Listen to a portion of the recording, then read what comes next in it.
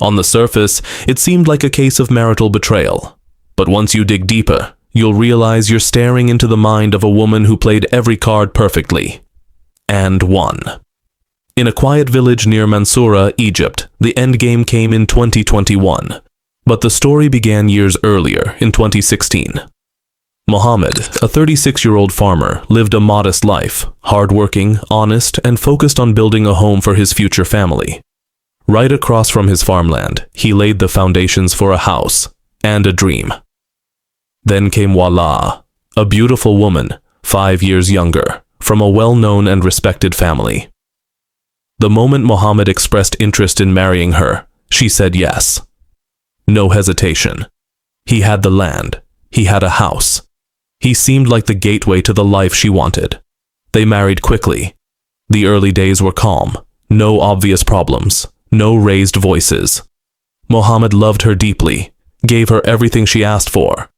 Yet deep down, he never truly understood her. Some days she appeared bored, detached. Other days she was sweet, devoted. He believed her both times. Over the next few years, they had 3 children. To outsiders, they looked like a happy family. But inside Mohamed's heart, a silent question kept echoing. What does Walaa really want? His closest friend was Gomaa, a blacksmith who occasionally worked the land with him. Their relationship was built on labor and trust. But Gomaa had noticed something strange from the very beginning. The way Walaa spoke to her husband, soft, calculated. Mohamed, burdened with confusion, began confiding in his friend. I don't know what she wants, he'd say again and again. Gomaa listened, carefully. Then one day, he offered a solution. Let me talk to her. Maybe I can fix this. If you're wrong, I'll tell you. If she's wrong, I'll tell her. You both deserve peace. It sounded fair. Mohamed, naive and desperate for clarity, agreed. He invited Gomaa into his home. Walaa didn't just welcome him, she expected him. She smiled, calm and composed, as if she had been waiting for this moment. From the very beginning, Walaa was planning everything. She deliberately tried to catch Gomaa's attention whenever he saw her with her husband, Mohamed, acting overly kind, overly sweet, as if she were sending secret signals only he could understand. So when Mohamed began complaining to Gomaa about his wife's behavior, he had no concrete evidence against her. Walaa, on the other hand, spoke with calm confidence, organized, persuasive, always managing to turn the tables in her favor. Gomaa started to believe that his friend was the problem, and that Walaa was the misunderstood victim.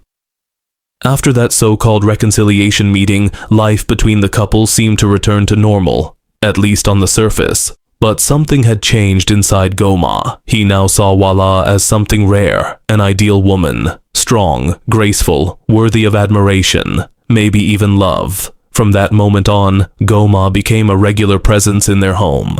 Little by little, he began dropping hints to Walaa about how he felt, and to his surprise, she responded. She felt the same way. That's how their secret affair began. It started with a week of hushed phone calls, then quickly escalated to physical meetings, whenever Mohamed wasn't home.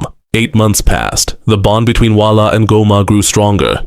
Meanwhile, the cracks in her marriage widened. Then, in a moment driven by jealousy and longing, Gomaa asked Walaa to help him get rid of Mohamed. He promised they'd marry afterward. The surprise? She agreed immediately, as if she had been waiting for him to suggest it. But Gomaa didn't realize. This wasn't his plan. It was hers all along. He was never the mastermind. He was a pawn, one she controlled with chilling precision. She placed one strange condition.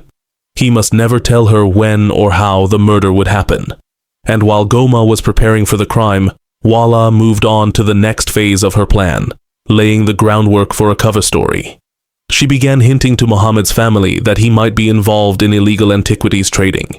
She expressed concern about him, yes, but never denied that this business could be very profitable. Over time, those closest to Mohamed began to believe it. They assumed his growing income came from secret treasure hunting. And then, the plan moved into its final act.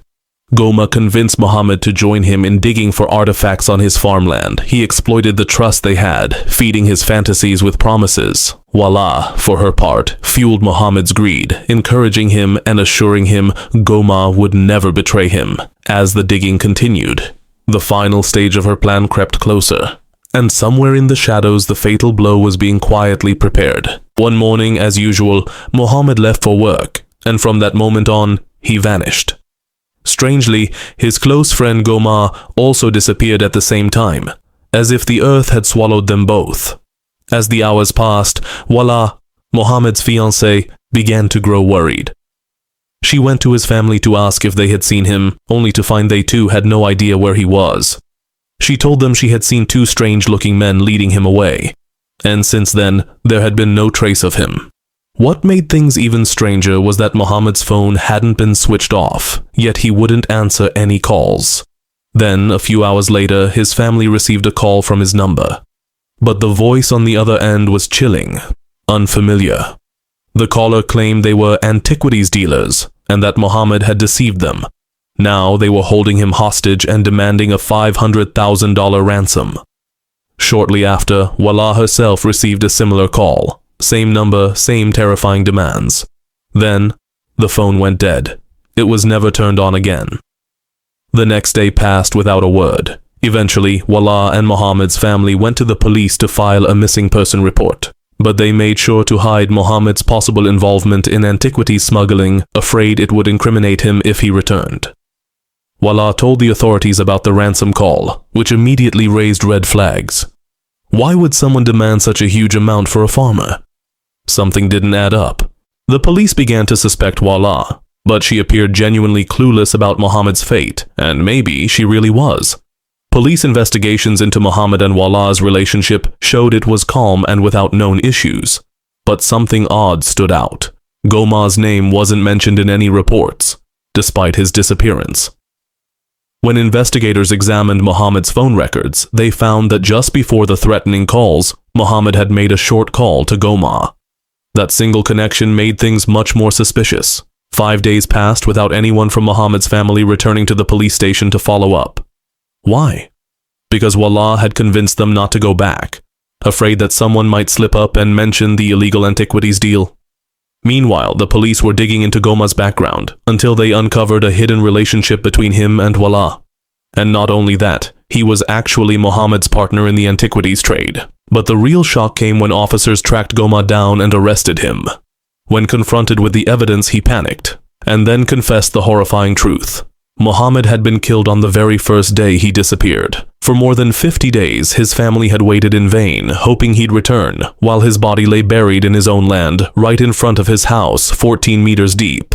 But the murder was far worse than anyone imagined. Gomaa confessed that Walaa had drugged Mohamed, not to kill him, just to make it easier to stage the kidnapping. Then Gomaa lured him to the dig site, and there, near the pit, he stabbed him repeatedly. Believing Mohamed was dead, Gomaa bound him and threw him, still alive, into the hole. Then he buried him alive, covering him with dirt, until the grave was completely sealed. In the end, Gomaa led police to the burial site, uncovering one of the most chilling betrayals and crimes in recent memory. A tale where the hunt for buried treasure turned into a horrifying tragedy, and a life was the price paid. The suspect traveled to Kafr el-Sheikh, then made a phone call. Shortly afterward, he headed to Garbia and made a second call. His goal with all these movements was to mislead the authorities and throw off their trail. Eventually, Walaa was arrested. She didn't deny anything. In fact, she immediately confessed to cheating on her husband Mohamed with Gomaa, but insisted she had no knowledge of his intent to kill him. She claimed she didn't even know he had been murdered. Walaa added that, to her knowledge, Mohamed and Gomaa were involved in antiquities trading, and both went missing after a dispute with major dealers. She also stated that Mohamed's family was aware of his illegal activities but kept it a secret so he wouldn't be incriminated if he ever resurfaced. The trial began, and all evidence pointed to Gomaa as the murderer. Though Walaa had betrayed her husband, there was no proof that she took part in the crime. The court proceedings dragged on, and amid the conflicting evidence and statements, the final verdict was issued. Death sentence for Gomaa and acquittal for Walaa. At that moment, Gomaa stood up in court and suddenly confessed that Walaa knew everything, that she had even helped by drugging her husband to make it easier to kill and bury him. But he was stunned by the forensic report, which showed no traces of drugs in Mohamed's body, proving his claim was false. It was nothing more than a desperate attempt to drag her down with him. It became clear that Walaa was far more cunning than she appeared. She had orchestrated everything with precision, leaving no evidence behind to incriminate her. Almost as if she had planned from the start to walk away clean, like a hare pulled from dough.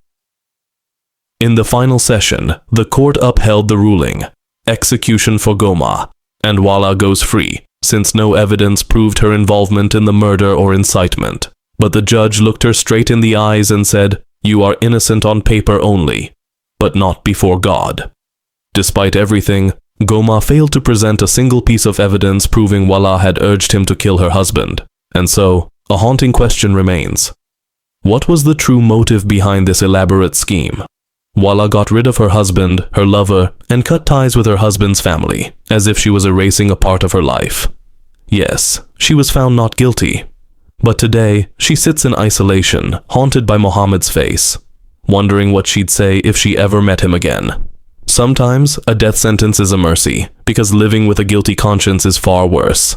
And maybe, just maybe, everything that happened was part of God's wisdom, a wisdom we'll only understand in time.